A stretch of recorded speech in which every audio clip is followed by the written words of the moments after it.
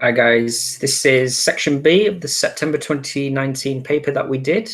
So this is a calculated paper, 1 hour 30 minutes. I think it's enough time to do all the questions, definitely. As long as you stick to the rule of for every mark, that's how many minutes you should spend. You know, you should have enough time. Obviously, we've got a calculator this time around. Definitely use it. You know, a lot of people start working it out themselves. That's the completely wrong way of doing things. You know, you've got your calculator in front of you. Let's use it. Okay, so we still have to show what we're typing in on a calculator, though. That's how you get your marks. You know, especially if it's more than one mark on the question. And if you have one of these already, you know, you don't need to bring it to the exam. Let's use it for today. But obviously, like I said before, everything else will be provided to you. So you'll get a calculator, you'll get one of those basic calculators that we've been using in class. They'll give you a pen, pencil, ruler, everything, yeah? So let's make a start, section B. Question 1. In June, Gemma paid £68 for her electricity. In July, she'll pay 5% more for her electricity. Work out how much Gemma will pay for her electricity in July. 3 marks. They've given us loads of space for this one. We won't need it. Right. Let me turn on my pen. So the one thing you can't use, ironically, is the percentage button on your calculator. So don't use the percentage sign. We have to show what percentage actually means, which is literally out of 100. Okay, so let's do. We need 5% of £68. Okay, so in your calculator, this is what you're literally going to type 5, and we use divide for this line here. So 5 divided by 100 times by 68. You can do it all in one go, or you can do it in stages. It's absolutely fine. And you should get 3.4 on your calculator. So it comes up as 3.4. Obviously, this is in pounds because this was in pounds. And you can't leave it like that. You have to do it to 2 decimal places because it's to do with money. Yeah, that's your first mark right there. So don't do this. Don't do 5% of £68 equals this. You know, they don't want to see this. Yeah, they don't want to see 5% written like that. They want to see what 5% actually. They want to see that you actually understand it. Yeah. Let me delete all that. Yeah, so we don't want that. So don't do it that way. Okay, so definitely do it this way with the calculator. Just write what you're typing exactly in your calculator. Yeah, and that's what we're typing. So 5 divided by. You could have done it like this: 5 divided by 100 times 68. You get the same answer, 3.4. Obviously, that's in pounds to £3.40. Yeah, so this way or this way, whichever way, is absolutely fine. And then because it's 5% more, you have to add it on because it's an increase. So how much she will pay in total for July because it's 5% more than June. So you can literally do 68 plus 3.4. And again, you know, you don't have to work it out on the paper. Use your calculator. You know, a lot of people got this wrong. In fact, you know, if you add 3.4 manually on the paper, you shouldn't do, but you know, it's very easy to get these wrong. Just type it in your calculator and you should get 71.4 on your calculator. But obviously this is in pounds. A lot of people left it like this. You would get marked down if you left it like this because you need that 0 on the end. Yep, because it's to do with money. So that's your full answer right there. So you get 2 marks. I believe it's 2 marks for these bits, this bit of working out, you know, the top bit, and then you get your 3rd mark for your answer, obviously. Yeah, so there's your 3 marks right there. Let's move on.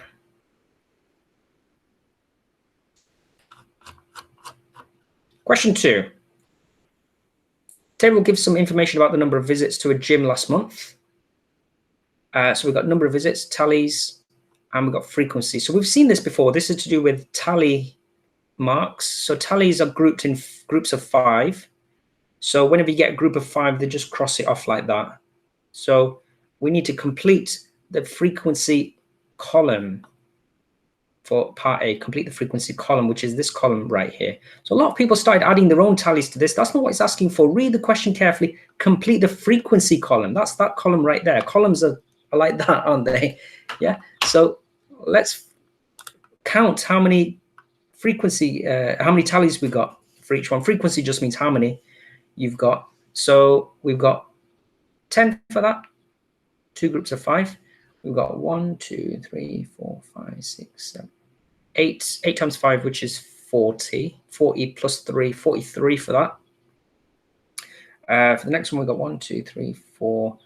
4 groups of 5, which is 20, plus another 2 is 22. And then we've got 11. Yeah, so you don't need to count every individual tally mark. You know, you can count it up in 5s, use your 5 times table. And that's 1 mark just for doing that. So that's part A done. Let me move down to part B. Where's my mouse gone?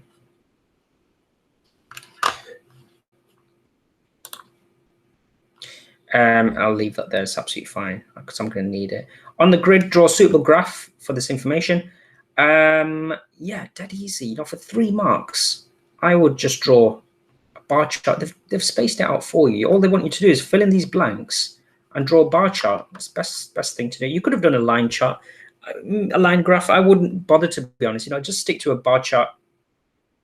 It's nice and easy. So we're going to need to fill in the blanks first. Always do frequency on this side. So where's my pen? Let's do frequency. So you have to fill in the blanks. So obviously label it. That's frequency right there. And you've got number of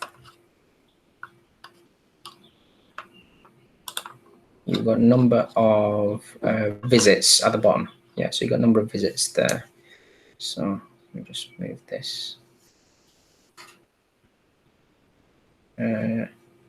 What's happened here?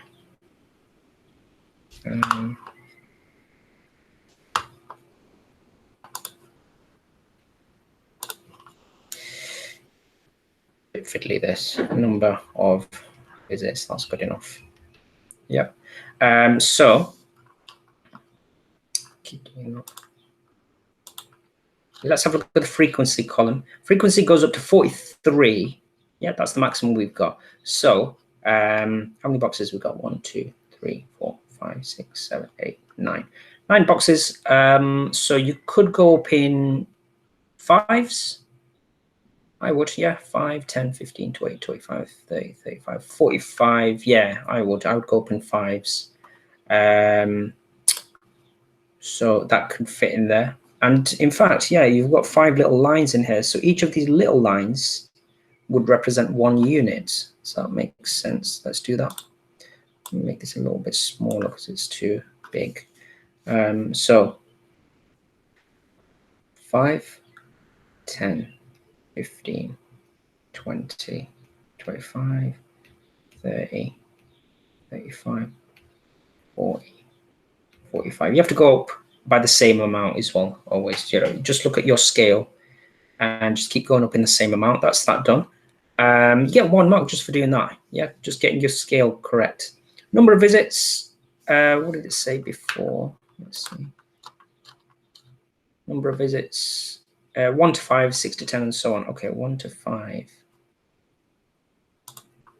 Let me do it this way. So that's going to be 1 to 5, 6 to 10, 11 to 15, and more than 15, call it 15 plus. Yeah. I'll just double check. Yeah, 11 to 15, and then more than 15 is 15 plus. So we got 10 for the first one. Oh, let's do it as lines. Yeah, because obviously you guys definitely use your rulers for this. I'm going to use this funny little thing. So 10 for the first one. That'll be there. Obviously make sure it's straight. That's not straight at all. You have to be accurate with this on yours. On mine, it's just dead weird. Yeah. Oh, that's a disaster.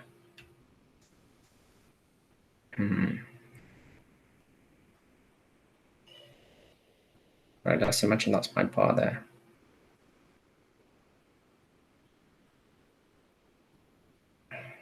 I know why it's doing that. Turn that magnet off. Right. There we go. That's better. Yep. There's my first one. You don't have to shade it in. It's absolutely fine. 43. 43 is going to be here for me. 2 below the... it's not right. Make sure it's completely straight. Yeah. Oops, I'm doing it in the wrong place. See that? This is why you shouldn't do it in pen. Yeah, this is a very good example of why you shouldn't do graphs or any drawing in pen, especially in exam. If you do it in pen, how are you gonna rub it out? So definitely do any drawings, especially graphs, with a pencil and a ruler, please. Yeah, because you will get marked down if it's not accurate. Don't assume that you're doing it right just by doing it quickly. 22, which is there.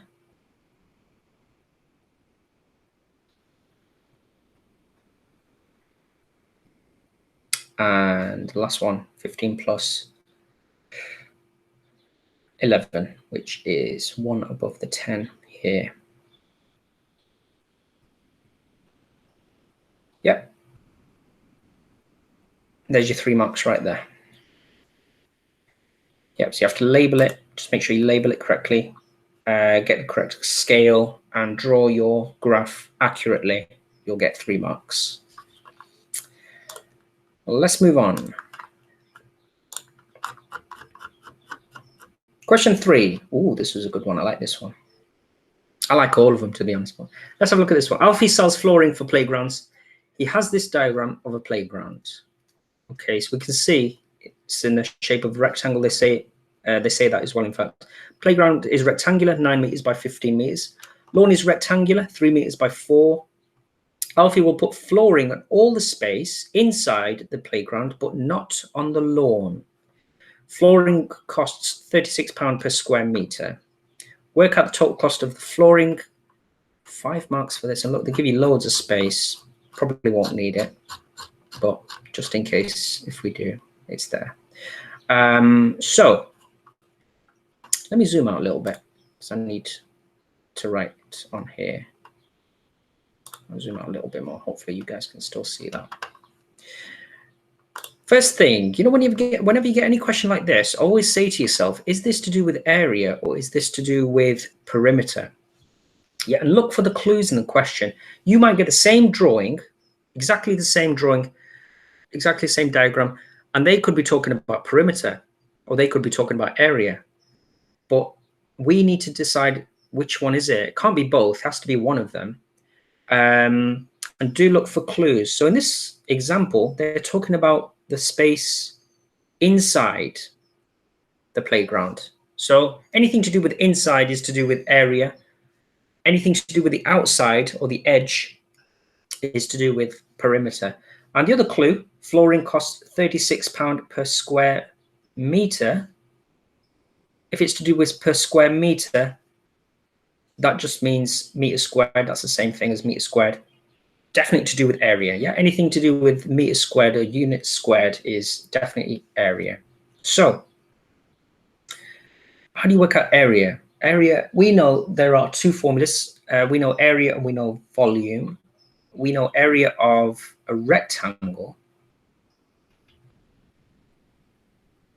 In fact, let's try it like this. Let me make this a little bit smaller. teeny tiny bit. Do it with the mouse. It's a bit fiddly with that.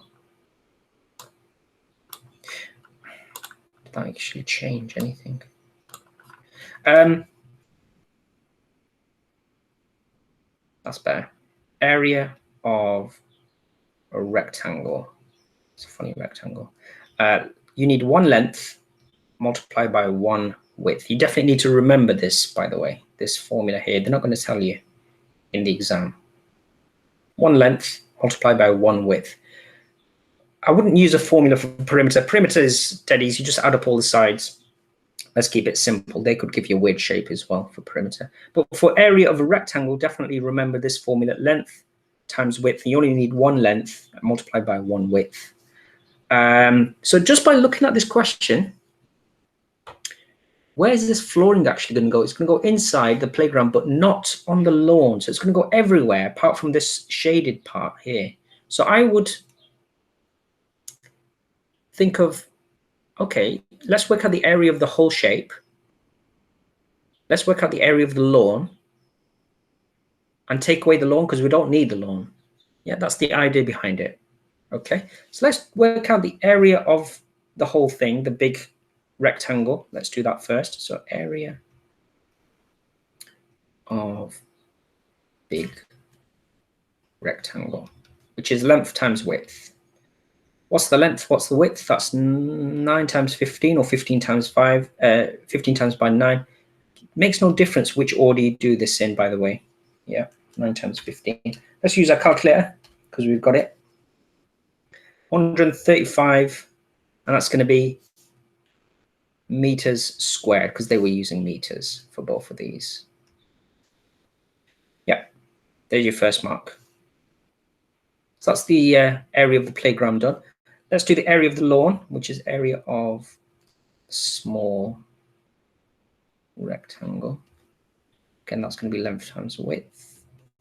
I always write down the formula just to remind me, what am I doing? That's 3 times 4, which is 12. That's your second mark. So we don't want the lawn. We don't want the small area. So let's do it up here. Obviously, you guys do it in your space that they've provided. So we're going to have to do 135 take away 12, which is 123. So that's the area we need. Meters squared. That's your third mark. So how much is the flooring going to cost? So the flooring costs £36 per meter squared or per square meter. So they're saying for every meter squared, it costs £36. Right. How many meters squared have we got? Well, we got this much. We need to fill that much. So we got 123 meters squared. So I'm going from that to that. Is it multiply or is it divide? Well, it's going from a smaller number to a bigger number. I'm going to have to increase. So in this case, we are multiplying by 123, which gives you, let's see, 123 times 36, which is 4,428 pounds. Work out the total cost of the flooring. Is that my final answer? Yeah, there you go. So my answer, I'll write it here. Obviously, you guys write it in the answer box, is £4,428. There's your 4 marks right there. Oh, not 4 marks. It's 5 marks, isn't it? Where's our 5th mark? Let me see. Well, we probably got the 5th mark for the correct units. Yeah, so make sure you've written meters squared. Make sure you've written pounds for this. Make sure you show you're working out. Yeah, I think that's where your 5th mark comes from. So we've got our answer. As long as you show all you're working out, that's the main thing. Yeah. Just show what you typed in your calculator. Spot on. Done. Yeah, so we didn't need all that space. Well, I did because of my screen. but you guys, you could probably fit it all in that first page. Let's move on.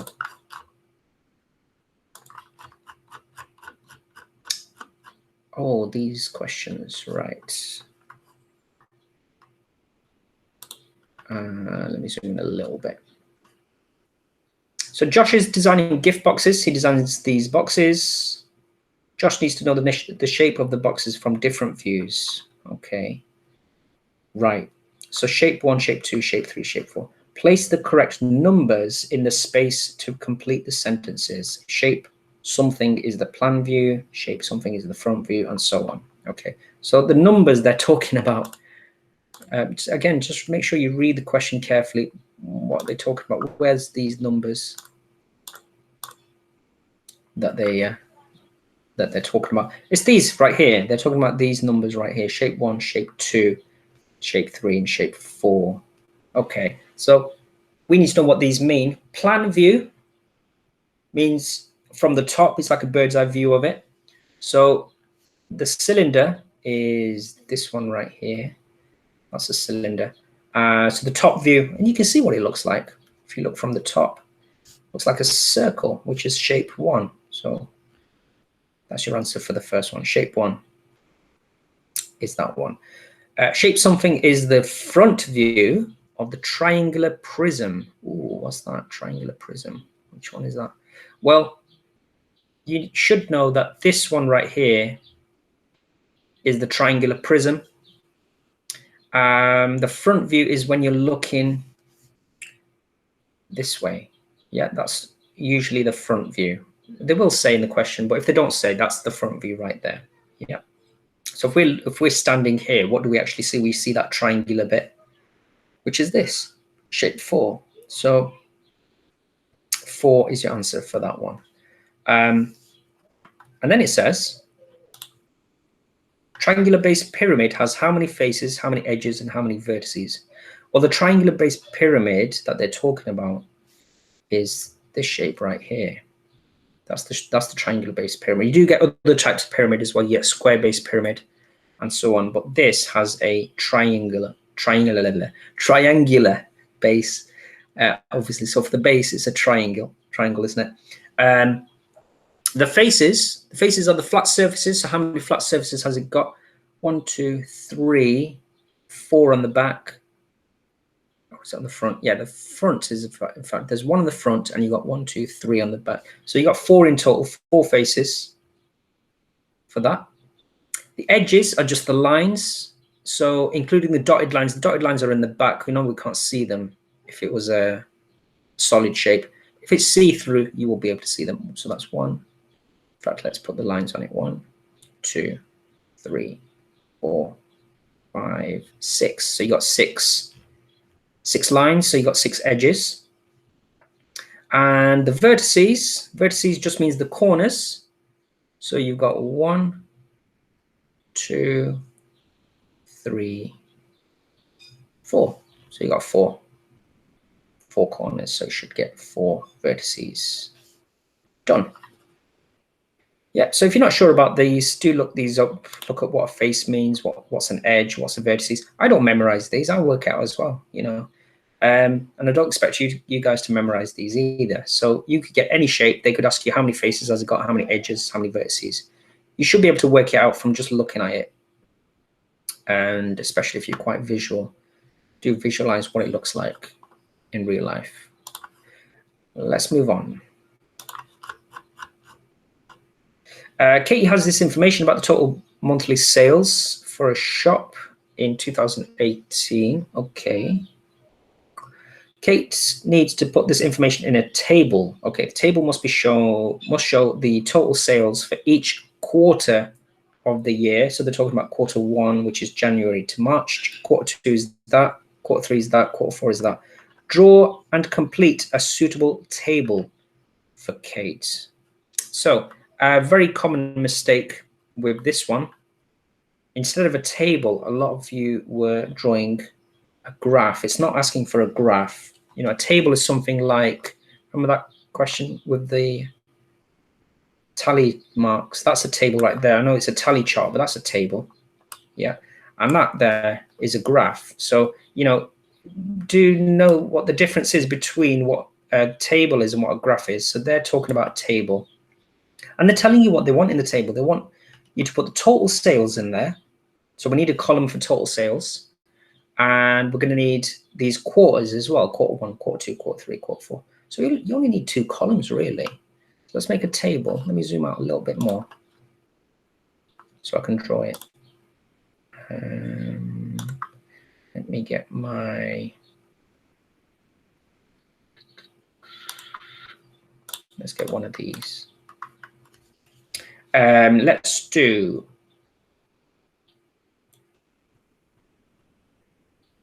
quarters. And we're going to need total sales. Don't need anything else. You know, if you do add anything else, it's just extra. You're not going to get extra marks for it. Let's draw a table. So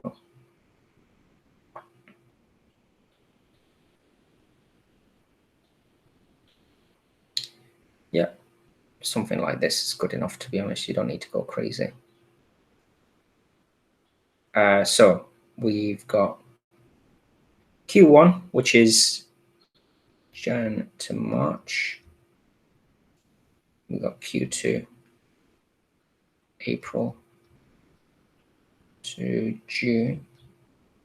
They're telling here, by the way. Q3, July to September. And Q4, October to December. Right. We need the total sales. So you're just going to have to read it off the graph. January to March, we need the total sales. So we're going to have to add 160 plus, let's use our calculators, in fact. I know it's pretty lazy of me, but you know, let's use it. Plus 60 plus 150. What do we get for that? 370 for that. That's that one done. Next one, April to June. Where's my pen gone? April is that one right there, which is 90 plus 30 plus 10. 130 for that one. July to September, which is that. 40. What's that one? 50. And 140. 230 for that one. And the last one, Q4, which is that one there. 70 plus 90. Is that 90? Let me just see. Yeah, it's making my eyes funny. And that one is 140. 300 for that one. Yeah, 3 marks just for doing that. You don't need to do anything extra. It's not asking for anything else. They're the only 2 things it's asking for. Done. Yeah, and I would use my calculator if I was you. I would. In fact, that's what I just did. So 3 marks for that. Let's move on. Let me delete this and move on. Question 6. Karen is a cake designer. She's designing different shaped cakes. A, B, and B, C are 2 sides of a parallelogram. On the grid, complete the parallelogram. Ooh, what does that look like? Well, parallelogram is a special kind of 4-sided shape, obviously to do with parallel lines. The clue's in the name. You know, it's to do with parallel lines. Parallel lines go in the same direction. You know, like train tracks, they never meet. So all you need to do is draw 2 lines because they've already drawn 2 lines for you. So we need another line which is parallel to AB. 1 square that way, 3 squares down. So from there to there. And you need another line which is parallel to BC, which goes from there. Oh, what's happened there? From there to there. Yeah, from there to there. Obviously, make sure it's on that line, unlike me. In fact, no, I'm going to redo that. See, this is another question where hopefully you guys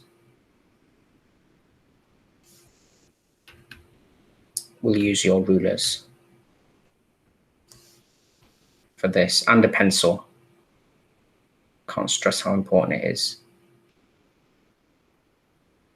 Yeah, just make sure you're accurate as possible, like that. I know it's only 1 mark, but 1 mark can make a difference.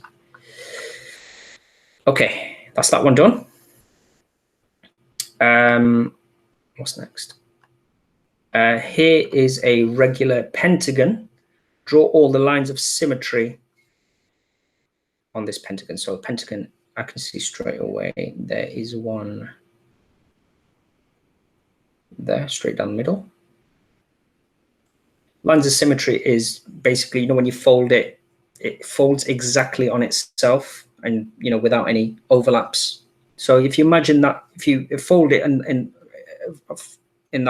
that line, it will exactly fold in on itself. Yeah. A lot of people did this, which is obviously wrong, you know, because if you fold it there, that pointy bit is gonna end up like that. It's gonna be a bit weird. So no, that's not right. Yeah. So we've got one here, definitely. Do you notice it goes from the pointy bit to a middle of a flat bit? So if you look, where else have we got a pointy bit and the middle of a flat bit? There's one as well. And there's another one. How many is that so far? We got 3 so far. There's another pointy bit. That's 4. There's another pointy bit. There's 5. There's 5. Draw the lines. There you go. That's done. Hopefully a lot more accurate than me. It's not too bad though. But you should get 5 lines altogether. Yep. And don't count the lines again. You know, you've got, let me count them in fact.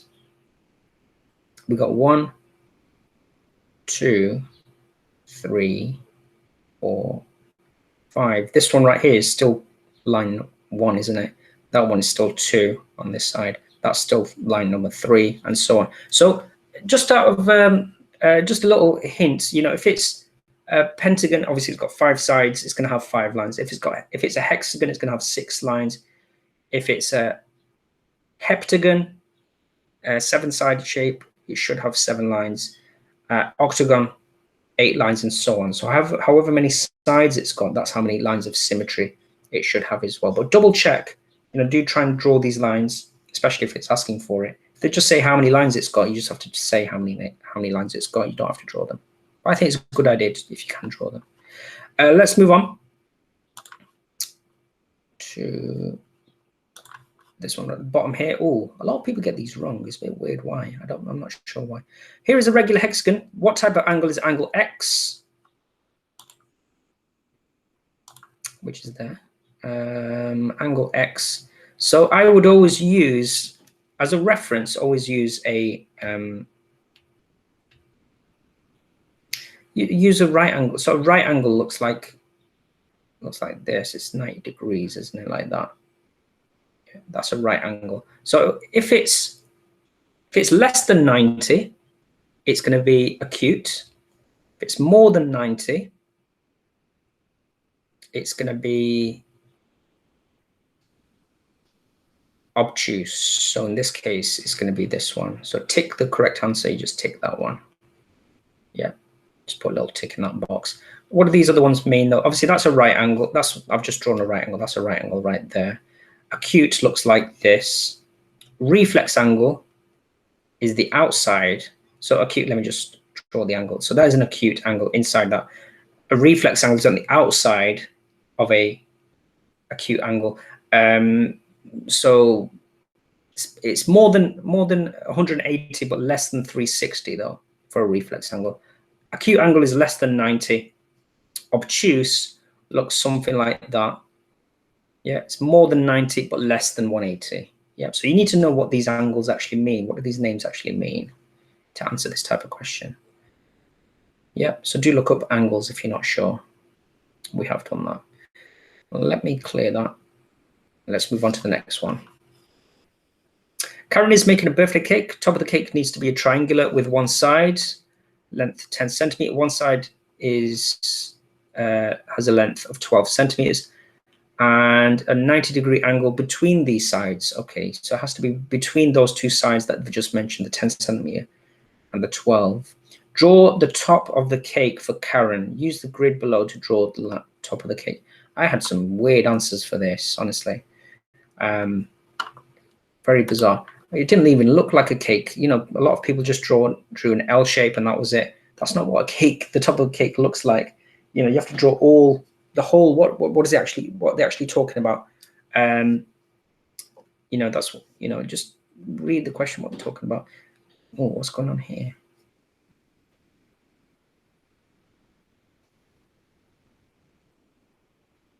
What is that? Let me fix that. That was weird. There we go. It's got magnifying glass. Didn't know I had that. So what's it going to look like? Well, before we draw it, let's see what they're talking about. You know, they're saying it's going to be triangular. It's going to be the shape of a triangle. Okay. One side is 10 and one side is 12. Okay. And it's 90 degrees between these sides. What does 90 degree look like? Well, 90 degrees is an L shape. L shape is like this, right? So they're saying one side is 10. One side of this is 10. Oops. 10 centimeters, and the other side is 12.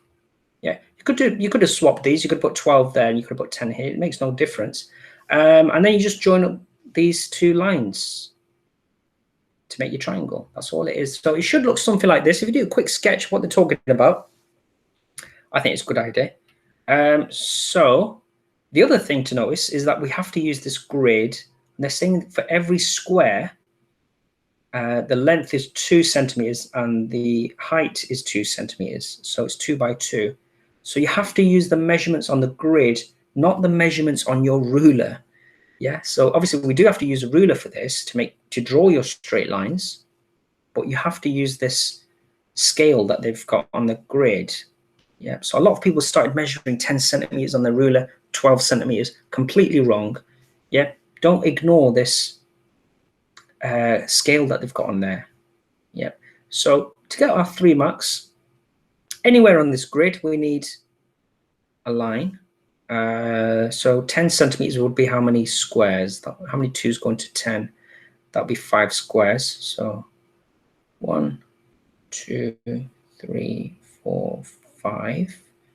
And 12 centimeters across would be 6 squares.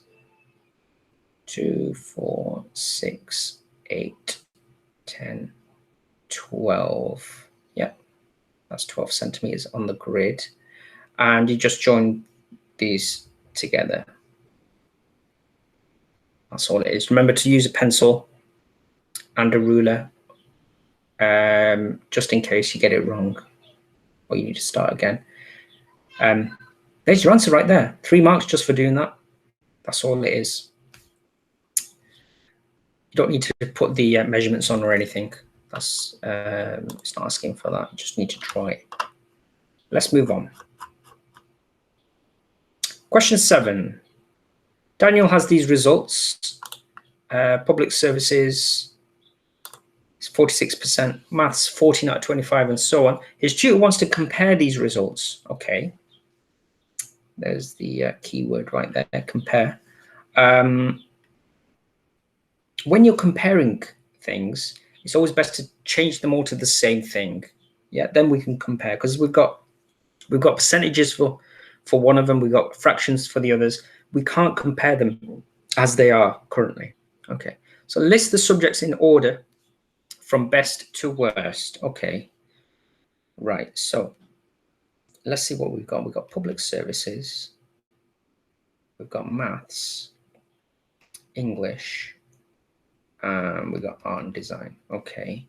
Well, for public services, they said that's 46%. In fact, what I'll do, let's put our percentages here. Let's put our fractions here, and let's put our decimals here. Yeah, let's make a funny little table. So for maths, it's 14 out of 25. English, 13 out of 20. Art and design, 6 out of 10. Okay. So me personally, I would change them all to either percentages or decimals. Dead easy to change, especially if you've got your calculator. It's dead easy to change it to decimals. In fact, you just do literally what it says. So you've got maths, 14 over 25. You just do 14 divided by 25 on your calculator. That's all it means. Yeah, 14 over 25. If it still comes up as a fraction, or it still comes up as a fraction on mine, press the SD button. If you've got those cheaper nasty calculators that we use, it will give you a decimal already. So on mine, it comes up as 0.56.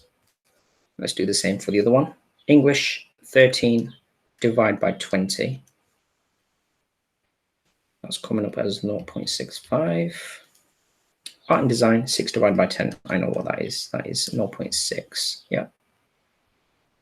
Let's do the same for public service. Well, public service is 46%. Percent just means out of 100.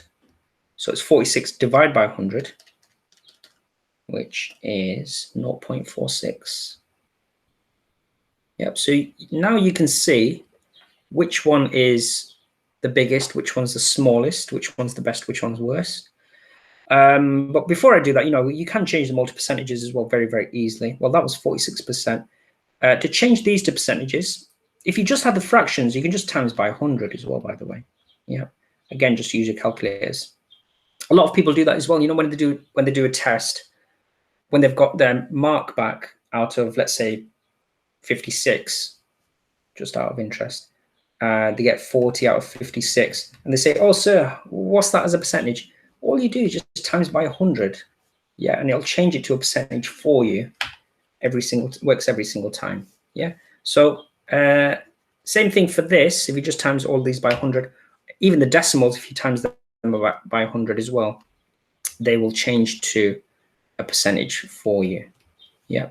So for all of these, I can see straight away that's going to be 65%. That's going to be 56%, and that's going to be 60%. Yep, you can check it with your calculators if you wish by just doing that. Yep. So now we can write our results, list the subjects. So we just need to list the subjects. You don't need to write what mark they got. Just remember to read the question carefully. So in our answer, you should have an answer box at the bottom. Best one is this, which was English. Then this one, or this one, yep, same thing, 60%, which is art and design.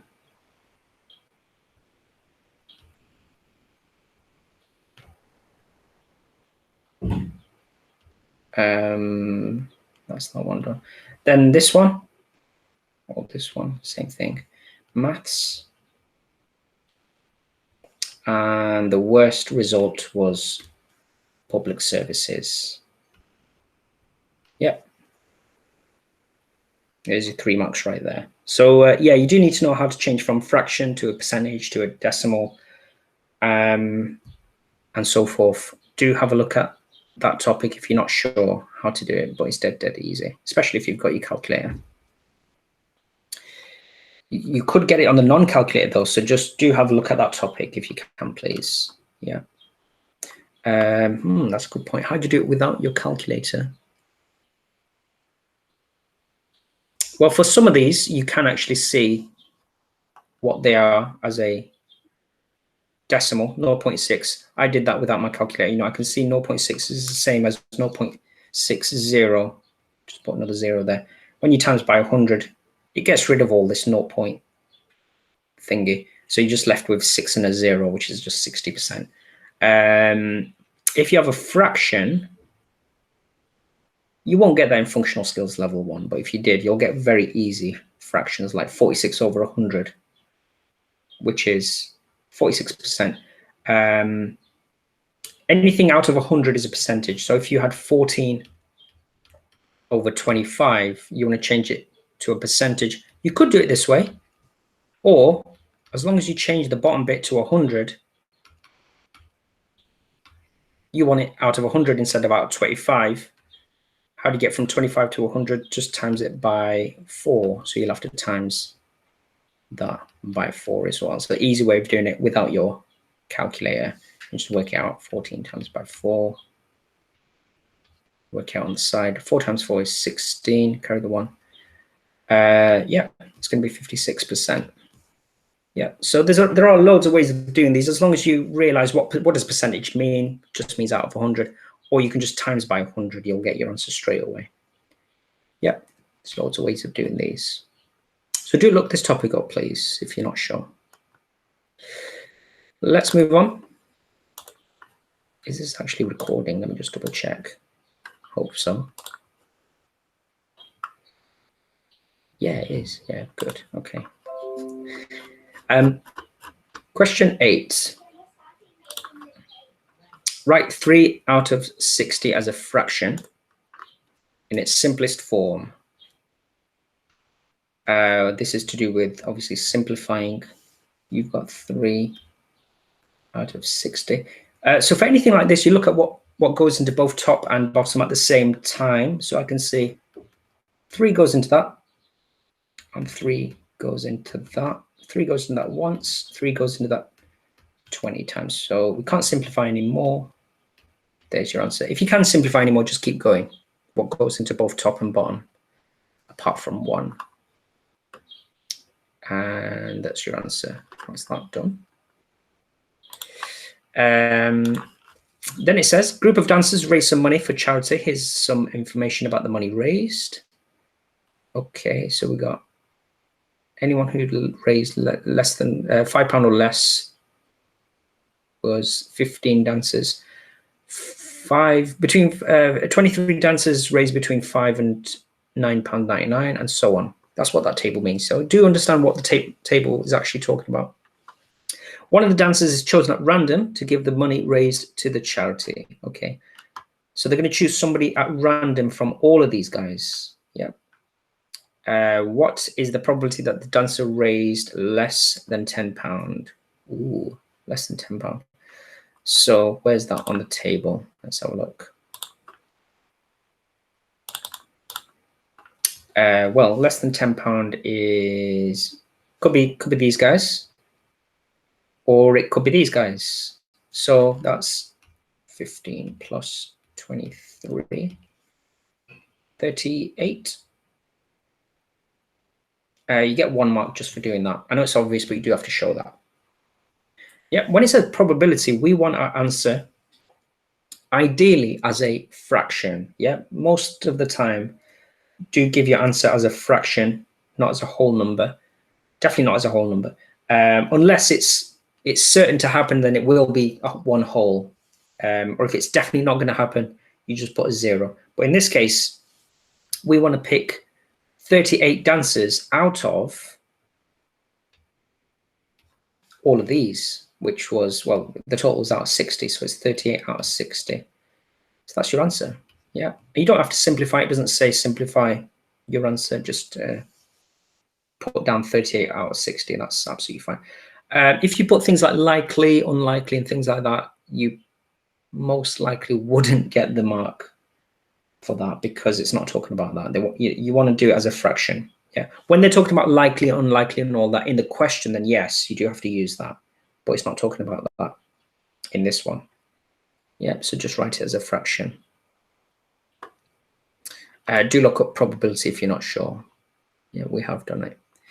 Let's move on. Joanne is buying a pair of shoes in Europe. Length of her foot is 27.5 centimeters. Joanne uses these rules to work out her European shoe size. So, okay, yeah, we just follow the arrows. Joanne thinks her European shoe size is 38. Is Joanne correct? 4 marks. I think this is a very easy question, to be honest. You just follow the arrows. So we've got the length in centimeters. Well, the length they've told us that is 27.5. Follow the arrows. We're going to divide by 2.5 first. Well, we've got a calculator. Let's just use it. So 27.5 divided by 2.5. We want it as a decimal.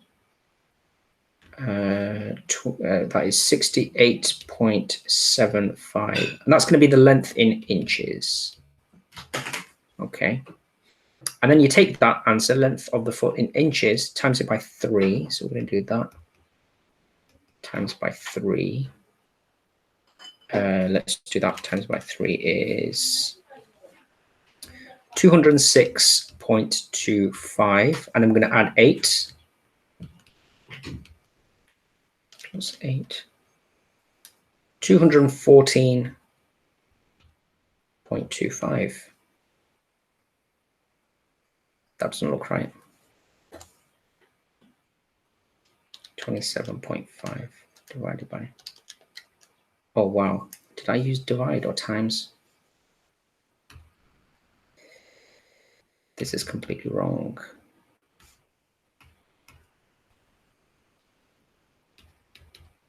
If it doesn't look right, then you've gone wrong somewhere. So I just realized I used multiply instead of divide. So you should have done 27.5 divided by 2.5, which is 11 inches. And then 11 times by 3, which is 33, plus 8, which is 41. Yeah, if you get a crazy answer like 200 and something, then you know you've gone wrong somewhere. You can't have a shoe size of 200 and whatever it was. So, you know, if it doesn't look right, then always question yourself, like I just did. Yeah, always recheck. Are you doing it right? Does it actually make sense? That didn't make sense to me. 200 for a shoe size, I don't think so. Yeah, unless you're a giant. Yeah, 4 marks just for doing that. But yeah, see how easy it is to get these things wrong if you just type it in incorrectly. So do be very careful. Let's move on though. 4 marks for that.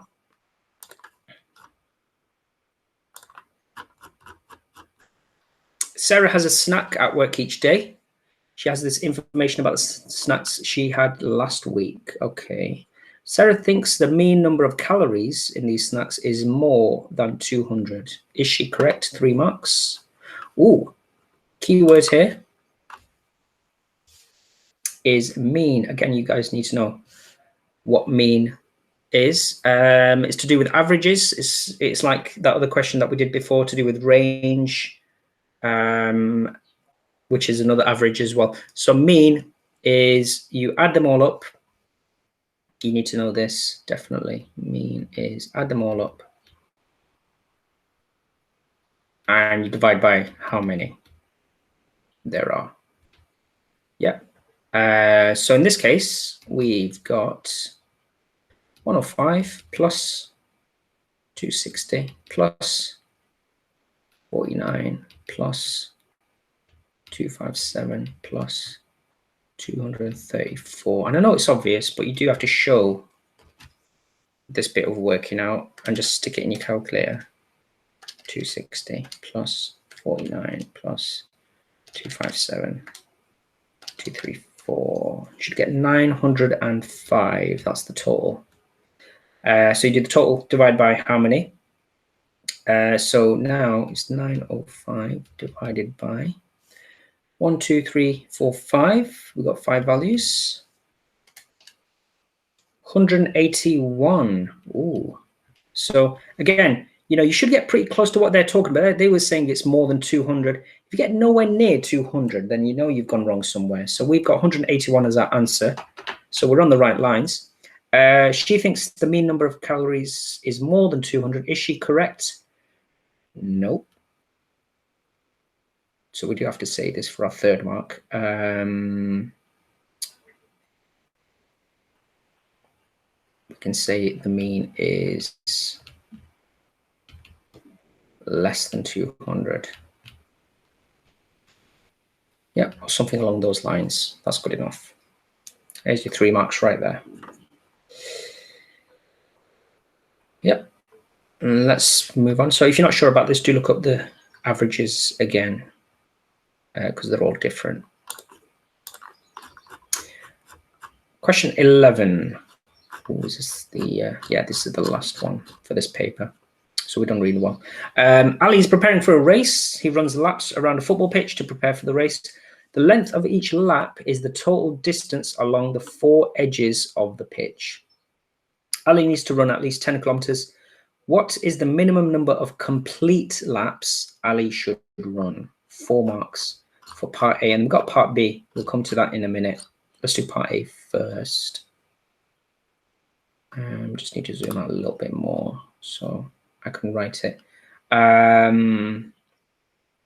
So again, you know, you could have the same diagram.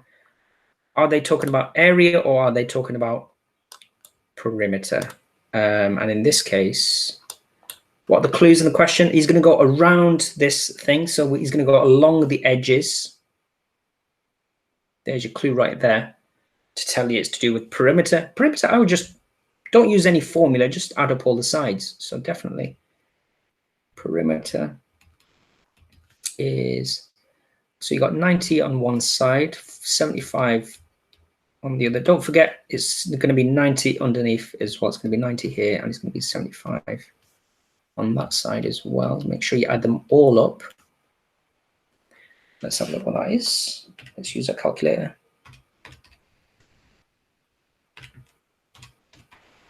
Uh, 330, and that's in meters. You get 1 mark for that. So technically that is just 1 lap, isn't it? So that's 1 lap done. Yeah. He needs to run at least 10 kilometers. Okay. Oh, so this is in kilometers. This is in meters. I would change them all to the same thing. Let's change the kilometers to meters. You could have done it the other way around. You could have changed this meters to kilometers. Me personally, I would like to change everything to meters. Let's do that, because 1 kilometer is equal to 1,000 meters. This is one of those facts you guys definitely need to know. Yeah, they won't tell you this in the exam. You need to know this. So if we've got 1 kilometer, one kilometer equals 1,000 meters, 10 kilometers will be 10 times that. Yeah, so to get from that to that is times by 10. So it's 10 times 1,000, which is 10,000 kilometers. You get another mark just for doing that.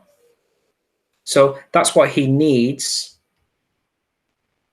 So how many complete laps would it take? So how many of these, how many 330s go into 10,000 will tell us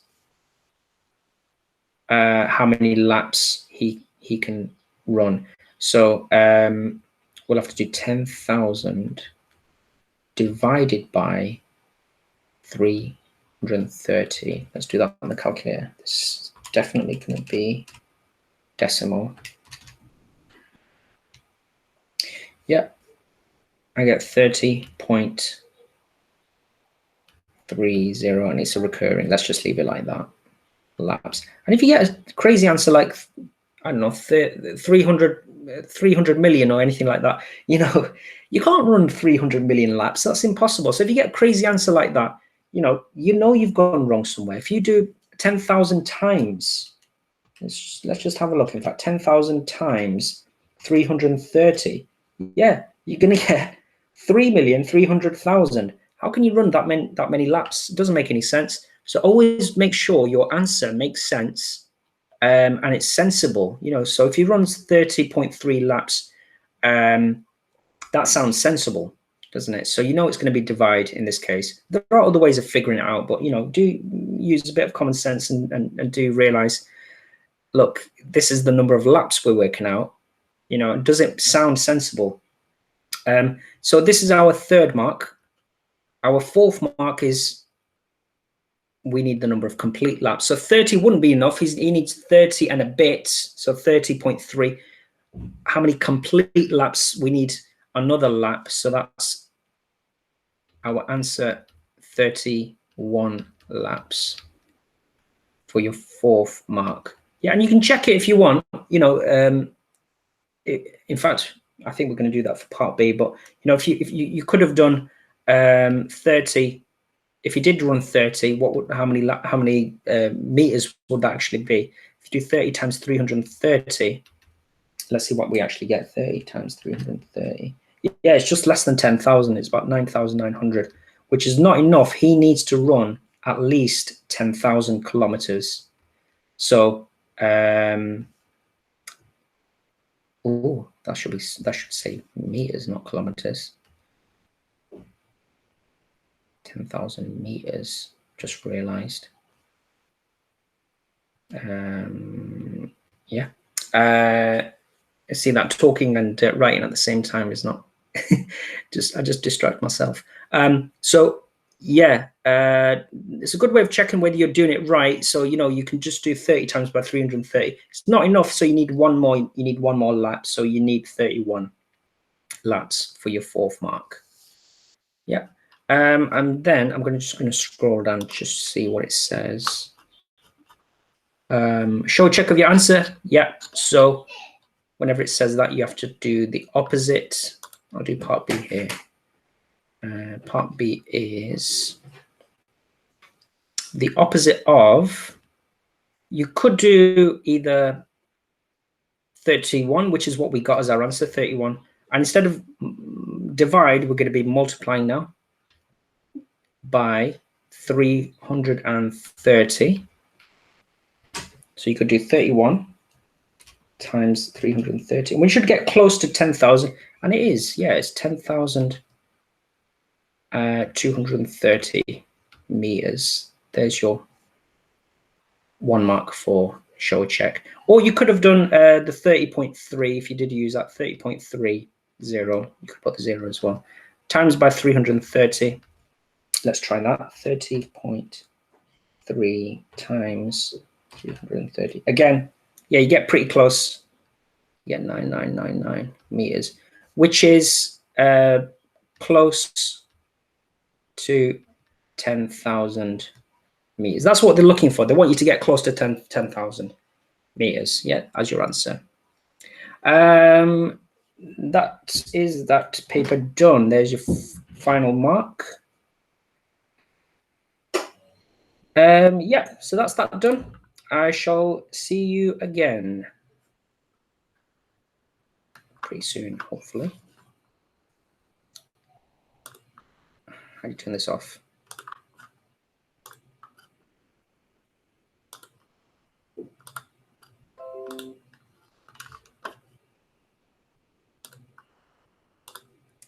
There we go. See you guys in a bit.